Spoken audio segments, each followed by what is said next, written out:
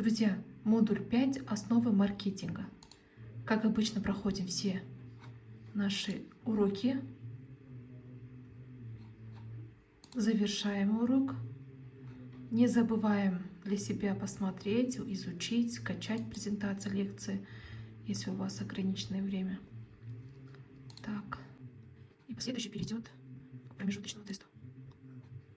Напоминаю, что 8 апреля стартует конкурс для подачи заявки на 400 МРП «Восток бизнес». Для этого необходимо как раз таки этот сертификат, который мы собираемся с вами получить. Это один из документов. И не забудьте сделать бизнес-план. Чем вы хотите потом заниматься, что вы хотите приобрести на эту сумму 400 МРП. Вот здесь, видите, объемные. Ух ты, смотрите, 23 вопроса. Начинаем. Рассчитайте емкость рынка мороженого за месяц, используя следующие показатели. Численность населения села 2000 человек, численность целевой аудитории 500 человек. В общем, ответ будет 300 тенге в месяц. Следующее.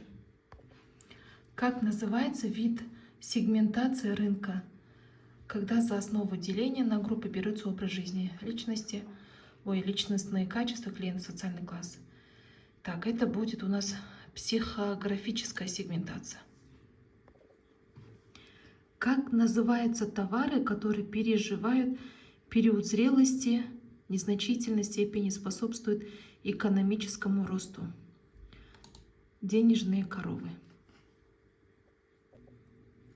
Розничная торговля, осуществляемая по заказу, выполняемым путем почтовых отправлений. Укажите вид торговли. Это дистанционная торговля. Не входит в концепцию маркетинга 4P.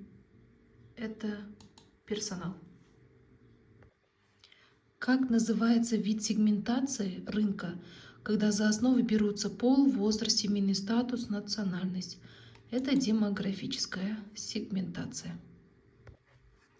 Проведение какого исследования поможет вам понять, сколько у вас есть потенциальных клиентов и сколько они тратят денег на те товары или услуги, которые вы планируете продавать? Проведение маркетингового исследования. Что относится к розничным продажам? Магазины. Что не относится к рынкам сбыта? Конкурентный рынок. Следующее. Как называется разбивка потребителя на различные группы по схожим признакам? Сегментация. На что должна быть направлена правильная подача рекламы? Интерес, внимание, желание, красивое представление. Малобюджетные способы рекламы и маркетинга, наблюдение, перенятие чужого опыта конкурентов. Партизанский маркетинг. Следующий вопрос. Что нужно сделать для определения емкости рынка? Маркетинговое исследование. Как называются товары, которые приносят основную прибыль, способствуют экономическому росту, имеют высокие темпы роста продаж? Звезды. Объем товаров и услуг, которые можно реализовать на данном рынке за конкретный период. Емкость рынка. Как называются товары, которые не жизнеспособны, не способствуют экономическому росту, не приносят прибыли? Подростки. Как называется вид сегментации рынка, когда за основу деления на группы берутся частота покупок, места покупок, уровень лояльности брендов? Если вы заметили, здесь много таких вопросов. Начало, допустим, одинаково, а потом уже в конце надо все-таки обращать внимание. Вот здесь будет поведенческая сегментация.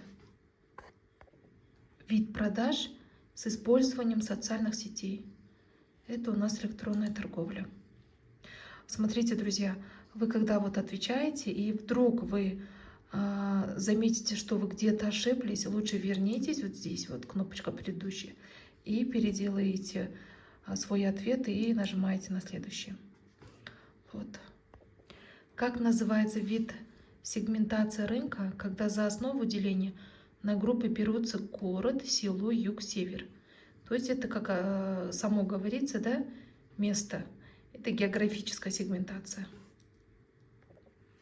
И последний вопрос. Золотое правило маркетинга. Здесь правильный ответ будет: производите то, что продается, а не продавайте, что вы производите. Вот так вот. Итак, мы завершаем модуль 5. Ответили на все 23 вопросов. Нажимаем кнопочку «Завершить тест». Вот, на один вопрос мы где-то ошиблись, но ничего страшного. Главное, мы тест прошли, и мы можем перейти на следующий модуль. Друзья, если видео понравилось, если видеоинструкция была полезна для вас, прошу поставить лайк, подписаться на канал и поставить уведомления. Если есть вопросы, пишите в комментариях. До скорой встречи!